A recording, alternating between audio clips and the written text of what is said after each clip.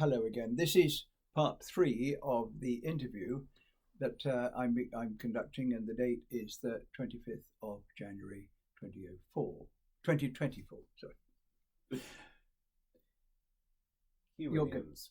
In part 2, we have looked at how St Edward's Press developed, what it has published. So what began with your private calendar of saints, then went on to include some private publications, Life Without Timesheets. So we have accountancy, then a large amount of anti-European Union literature, and now you've touched on the more recent publications where you've moved very much into quite controversial areas, particularly Martin Gwynne's publications.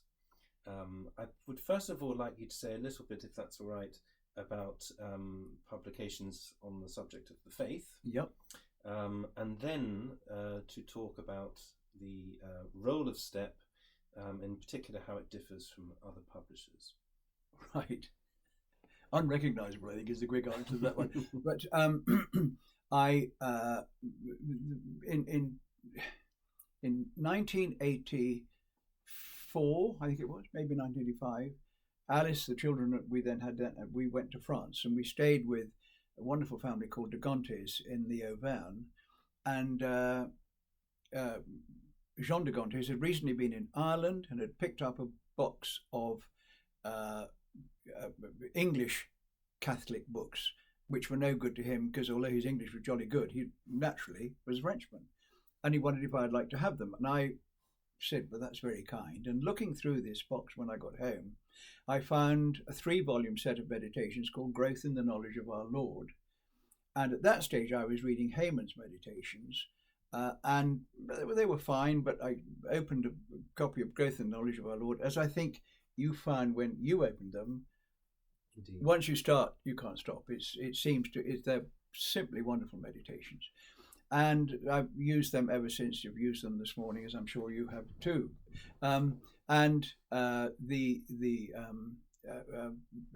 2018, I had a small windfall, and I thought what I'd like to do is to get this work republished, because although I'd bought a few second-hand copies on Abe and markets like that, they were getting increasingly harder to find. And I thought, well, and some of the people who are advertising Growth in the Knowledge of Our Lord were selling books that were not really very helpful. They were not the whole. It's a 3-volume work, this, and so I I destroyed one of my sets to get Growth in the Knowledge of Our Lord republished. So I was very pleased in 2018, 2019 to be able to offer that, because I think I had nothing to do with it in terms of writing or anything. I think it's a wonderful, wonderful work.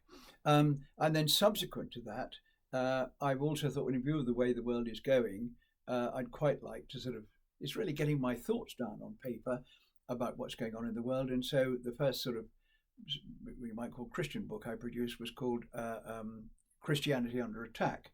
However, in the case of what I have written on, and I've suddenly written about the global conspiracy, I have not given those ISBNs. Those books are so, if you like, controversial and could get me into trouble and may still get me into trouble. But if they're not available on the market, you only can get them if you come to me at St Edward's Press.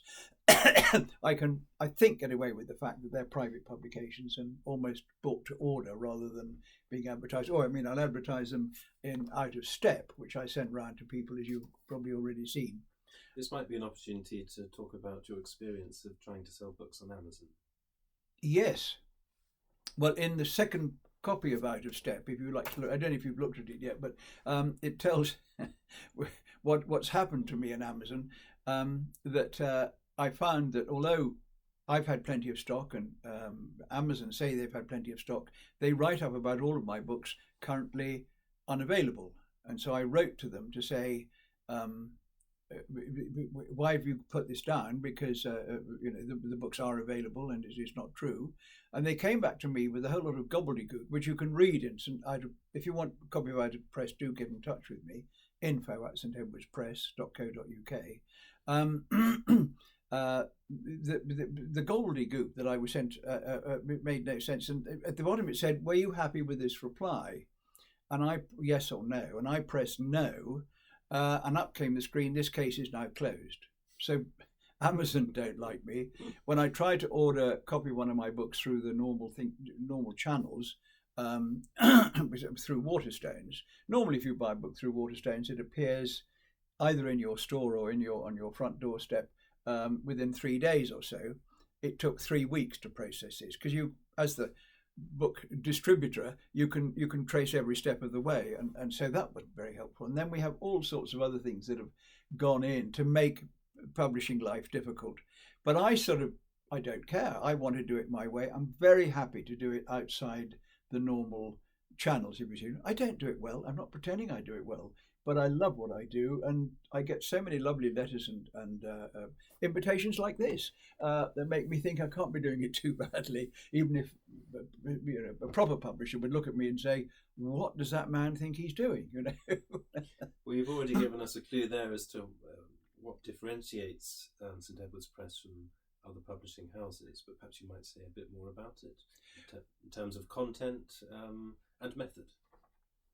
Yeah, I mean, do you think now is the moment to bring in the Delling-Pod? Why not?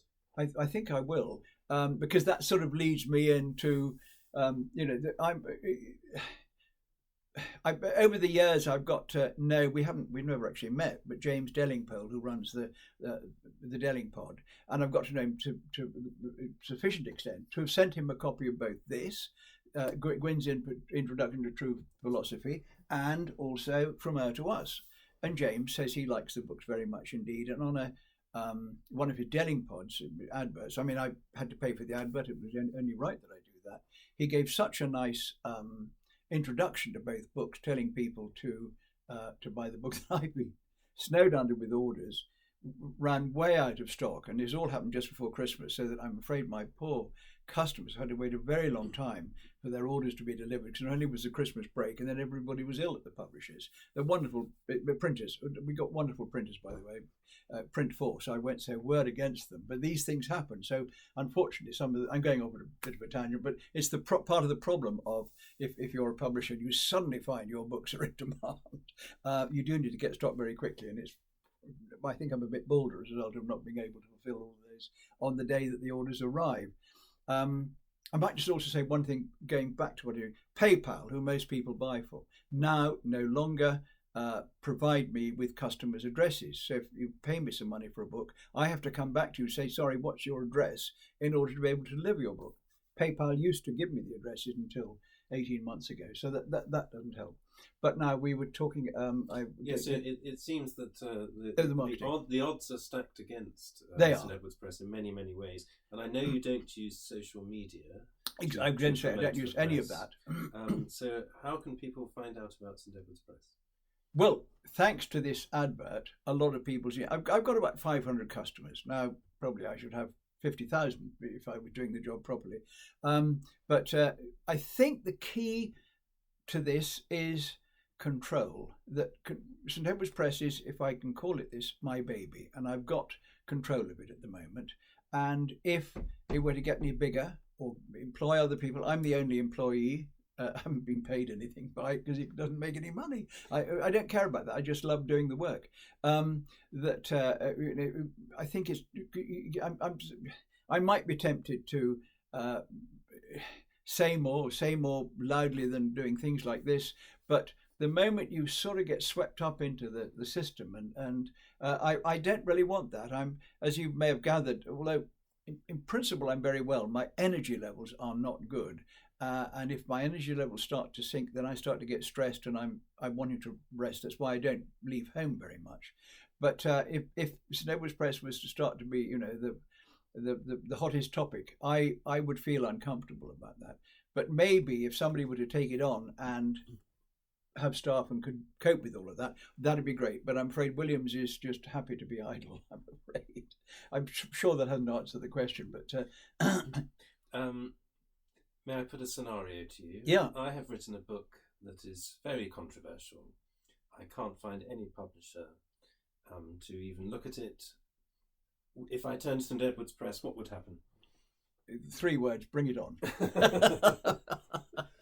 I mean, if St Edward's Press tries to publish the truth, and I think it always has to, there's never been a book that's been published by St Edward's Press that I thought, well, I wish I hadn't done that.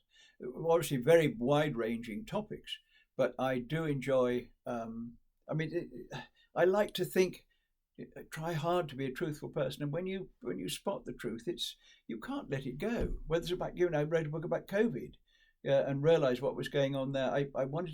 I write these books for myself. Bamber Gascoigne said that he wrote his Encyclopedia of Britain because he needed it on his shelves. And I think that's true of an awful lot of people who've written books. They wanted the book in print. They didn't care whether it made money or not, but they just wanted it so they could handle it and not have sheaves of paper or files. A book is a lovely thing to hold, I think. And I've never read a book on Kindle. I wouldn't like that. Although a lot of St Edward's Press books are on Kindle, by the way. Don't make any money. I mean, it's just ridiculous. Would it be fair to say that the common thread through all these different subjects is the truth? Please, yeah. I think I've got a mission statement on the website which says our aim is to publish the truth. I don't know if that's a good enough mission statement, but it's not a bad one, is it?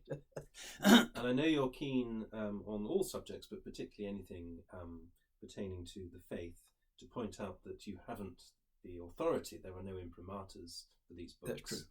But you make that very clear. So I hope the author isn't under the impression that this is claiming to be authoritative. Exactly. The idea is that the truth of the content speak for themselves. And also that I know in canon law, one has to be terribly careful about publishing books, particularly books that might include reference to the faith. Well, growth in the knowledge of our Lord certainly does have an imprimatur, and all the others, as I say, which are confrontational, do not have ISBN. So they're only sort of very limited number of publication. I sort of hope, please God, that in a way I'm sort of not publishing, not falling onto the general umbrella of publishing. It's these are my notes. Would you like to read them? And people react quite well to that sort of approach and type of book. Well, thank you very much, Hugh Williams, for this interview.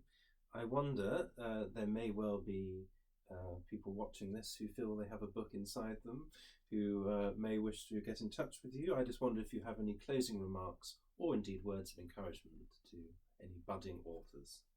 Well, the first thing, and I'm sorry to say this, is I don't countenance novels, because that's just too difficult. And if I say no novels, then there's no problem really. If somebody's written me, what you call Anita Gillespie, has written a book about the I can't remember its title now, but about the ladies in Scotland. Beautifully scholarly work and everything. And what I do with somebody like that, when the lady's gotten at the time, 1688 to 1750. So I'm sorry, I'm being very vague. You've caught me out, as it were. It's not a book that we sell, but but if it's my terrible description is there any good, just get in touch with me. info@stedwardspress.co.uk. But what I do is I help people like that. I act as a catalyst to they'll send me a PDF, and if they need help with putting the preliminary pages on, need help particularly with getting a cover. I've got an excellent man called Simon French who does our covers. If they give me a book, I can arrange within a month for them to have a box of their own books landed on their doorstep. And I tend not to charge for this service, but people say, well, I must pay you something here. So I say, well, if you pay me £100 plus £20 VAT, that will be fine. But if you want to pay me less, you can pay me less. So that's how that goes. So if somebody's got a book that I don't think I can publish, and that's on the whole more the case than I don't think I'm going to publish many more books. Maybe I will. I'm only too happy to help people turn their work into a box of books. And I suppose the last thing I should say is that you can probably guess what St Edward's Press's website is. It's www.St Edward's Press, STEDW, in other words, not Saint in full, stedwardspress.co.uk. Thank you. let's hope we've done. Thank you, Hugh, and Thank you. I've enjoyed this conversation. As have I. And thank you also for all the good work you do in St Edward's Press. You're very kind to say so. God bless.